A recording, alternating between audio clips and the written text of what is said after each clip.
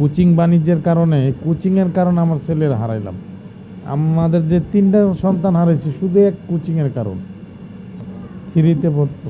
আমার আরেকটা ছেলে আছে, আমার ছেলে আর আমার ওয়াইফ আর আমার বাড়ির আরেকটা ছেলে, ৩জনই একসাথে ৪জনই মারা যেত যদি আমার ছেলে আমার ছোট ছেলেটার আমার ওয়াইফ নিয়ে না আসতো। মানে ওর ছুটি হয় ১টা বাজে, দুজনের ছুটি ১টা বাজে হয়।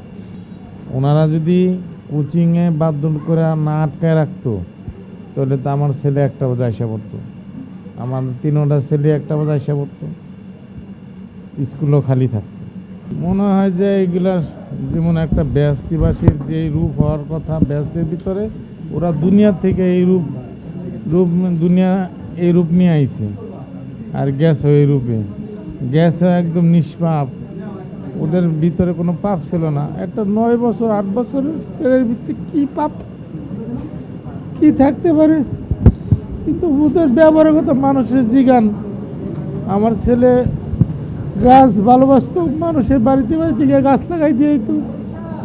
আমার ছেলে কয়েকজনে বলছে আমার কিছুদিন আগে ওর দাদার মৃত্যুবার্ষিকী গেছে, একটা গরু আন্না রাখছে, ওই গরুর খাবার কাটতে গিয়ে ওই জ্বর আছে, 7 দিন 10 দিন জ্বরে অসুস্থ ছিল আমার ছেলে। দাদার উরুষে সে থাকতে পারে না, অসুস্থ। আমার ছেলেটা শুকায়া একদম ঠিক না, মানে রোগা হয়ে গেছে। ওই অসুস্থ ছেলেটা মানুষে যা বলতো আমি যদি আপনার বাসায় গাছ লাগাই দিয়ে গেলাম যে না আসতে পারি, আপনি পানি দিয়ে। শুক্রবারে গিয়ে এইসব কথা মানুষের বাসায় বললেইছে। আর সোমবার দিন আমার পোলা এই স্কুলে দুর্ঘটনা ঘটটা মঙ্গলবার দিন সকাল 6টায় আমার পোলা ইন্তেকাল করছে বার্ন হাসপাতালে। বলেন আর কি বলবো? আমার ছেলের মুখটা জ্বলে গেছে, পিঠগুলো পুড়ে গেছে। সকালে স্কুলে যাওয়ার টাইমে আমার বাচ্চাটা শুধু হাসতেছিল, হাসতে হাসতে আমার ছেলেটা স্কুলে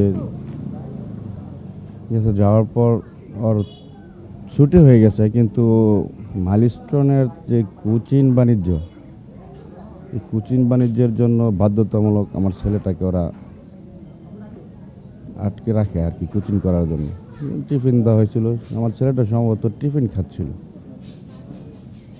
ঠিক ওই টাইমেই বিমান আইসা আমার ছেলের একদম ক্লাসের সামনে বাস্ট হয়। বাস্ট হওয়ার পর আমার ছোটো বোন মাইলস্টোনের টিচার, সে সাথে সাথে ক্লাস থেকে বের হয়ে আমার ছেলের ক্লাসের সামনে যায়। যাওয়ার পরে দেখে বাচ্চারা বের হচ্ছে কিন্তু আমার ছেলেকে বের করতে পারতেছে না। তখন বাসায় ফোন দিচ্ছে যে ভাইয়া উমেরকে তো খুঁজে পাচ্ছি না, আমার নয়নের মনিরে খুঁজে পাচ্ছি না, শুধু আগুন জ্বলতেছে ওর ক্লাসের সামনে।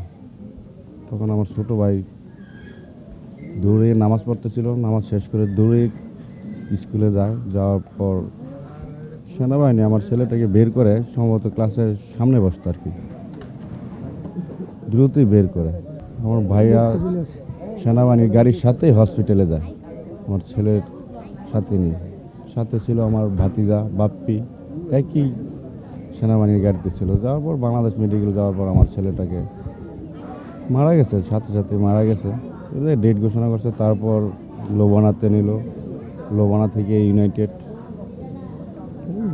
শেষ হয়ে গেল।